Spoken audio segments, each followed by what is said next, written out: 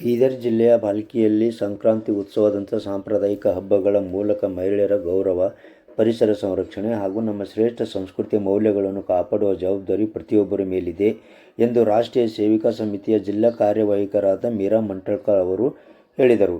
ಭಾಲ್ಕಿ ಪಟ್ಟಣದ ಖಡ್ಗೇಶ್ವರ ವಿದ್ಯಾಮಂದಿರದಲ್ಲಿ ರಾಷ್ಟ್ರೀಯ ಸೇವಿಕಾ ಸಮಿತಿ ಭಾಲ್ಕಿ ಘಟಕ ವತಿಯಿಂದ ಸಂಕ್ರಾಂತಿ ಉತ್ಸವದ ಅಂಗವಾಗಿ ಮಾತೆಯರಿಗೆ ಉಡಿ ತುಂಬುವ ಸಾಂಪ್ರದಾಯಿಕ ಕಾರ್ಯಕ್ರಮವನ್ನು ಭಕ್ತಿ ಭಾವ ಮತ್ತು ಸಂಸ್ಕೃತಿಯ ಸೊಗಡಿನೊಂದಿಗೆ ಆಯೋಜಿಸಲಾಗಿತ್ತು.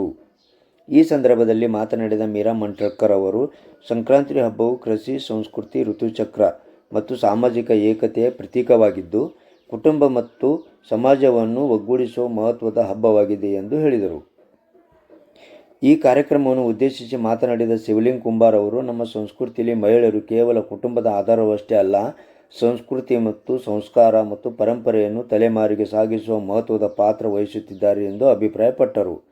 ರಾಷ್ಟ್ರೀಯ ಸೇವಿಕಾ ಸಮಿತಿ ಸ್ಥಾಪನೆಯಾಗಿ 90 ವರ್ಷಗಳು ಪೂರೈಸಿರುವ ಸ್ಮರಣಾರ್ಥವಾಗಿ ಪರಿಸರ ಸಂರಕ್ಷಣೆ ಮತ್ತು ಹಸಿರು ಬದುಕಿನ ಸಂದೇಶದೊಂದಿಗೆ 90 ಮಹಿಳೆಯರಿಗೆ ಸಸಿಗಳನ್ನು ವಿತರಿಸಲಾಯಿತು.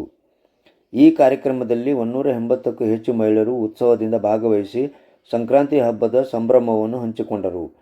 ಎಲ್ಲ ಮಾತೆಯರಿಗೆ ಎಳ್ಳು, ಬೆಲ್ಲ, ಅರಿಶಿಣ, ಕುಂಕುಮ ನೀಡಿ ಉಡಿ ತುಂಬಿ ಗೌರವಪೂರ್ವಕವಾಗಿ ಸನ್ಮಾನಿಸಲಾಯಿತು. ಕಾರ್ಯಕ್ರಮದಲ್ಲಿ ಡಾಕ್ಟರ್ ಸ್ನೇಹಾ ಭಾಲ್ಕೆ ಅವರು ಅಧ್ಯಕ್ಷತೆ ನುಡಿಯನ್ನು ನುಡಿದರು ಹಾಗೂ ಮೇಘಾ ಹಲ್ಮಡಿಗೆ ಅವರು ಅತಿಥಿ ಸ್ಥಾನ ವಹಿಸಿದರು. ರೇಖಾ ಮಹಾಜನ್, ಸರೋಜಿನಿ ಕುಂಬಾರ್, ದೀಪಿಕಾ ಪವಾರ್, ರೇಖಾ ತಾಟೆ, ಪ್ರಿಯಾ ದೇಶಮುಖ್, ರಾಜೇಶ್ವರಿ ಅಷ್ಟೂರೆ ಸೇರಿದಂತೆ ಅನೇಕರು ಉಪಸ್ಥಿತರಿದ್ದರು. ಈ ಕಾರ್ಯಕ್ರಮದಲ್ಲಿ ಶಿವಲೀಲಾ ಮುದಳೆ ನಿರೂಪಿಸಿದರು. ಬಸವಾಂಜಲಿ ಸುತಾರ್ ವಂದಿಸಿದರು.